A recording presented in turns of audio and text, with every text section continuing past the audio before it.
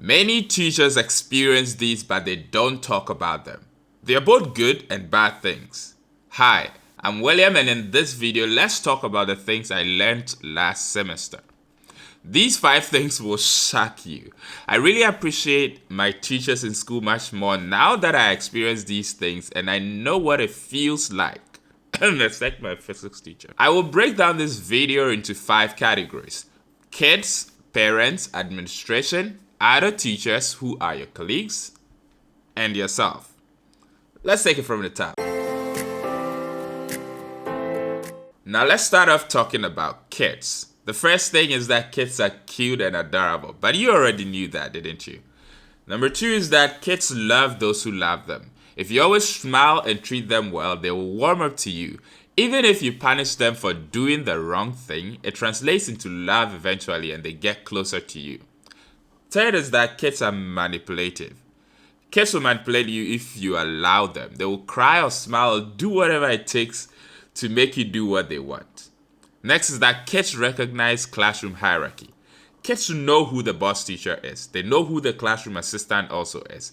You must be careful as a class teacher what you portray before the kids because they know.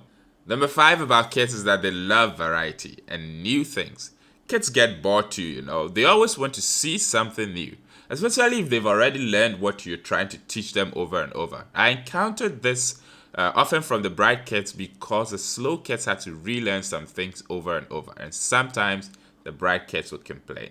Kids are very honest and straightforward. They will tell you to your face, "I won't play with you." It's always funny to hear kids say this to each other. It was always funny to see this. Kids are lovely, adorable, they eat stars and fat rainbows, but they can also be really annoying. Can we put down the marker and books and flashcards for a moment and talk about the truth? Don't get me wrong. I love kids and I play with the kids. All the kids love me and I love them. But whoa, someone calm me down. The reason why you need to know this is so that you know what to do in the face of these problems. I'm making a video on classroom management and classroom control next, so do subscribe. Seriously, some kids are jerks. My school had one kid who was always quiet in one class because his classmates were bigger. He was moved to another class which had a lower age than his, and then he became a bully. Kids. Let's talk about parents. Parents are cute and adorable, but you already know that I'm kidding. Most parents care a lot about the development of their kids and want to be involved. You have to try to involve parents. Let your teaching process have an aspect that involves parents.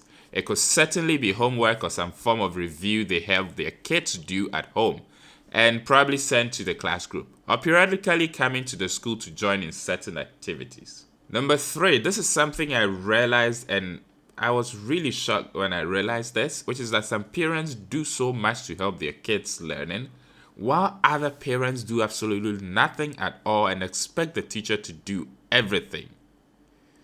Whew. Number 4, parents talk. They talk about everything. Oh boy. I wouldn't go into this, but just know that parents talk. They talk about everything. Maybe because a lot of them are friends. Next is the school administration. They are cute and adorable, but of course this has become a joke already. They want results. Results first. Nothing matters without results. Next, they have much more to deal with than you can imagine.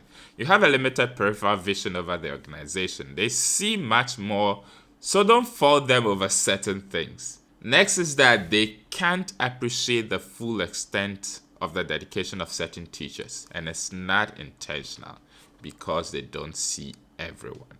Now let's talk about other teachers and colleagues. They are not cute and adorable at all. Well, you need to know that they are doing their best, so don't look down on them. The next is that you need them, whether you admit it or not. The next, most of them don't really care about you, probably don't like you either ways. They gossip about you and about everyone too. They don't want to do more than they estimate that they are paid for. And lastly,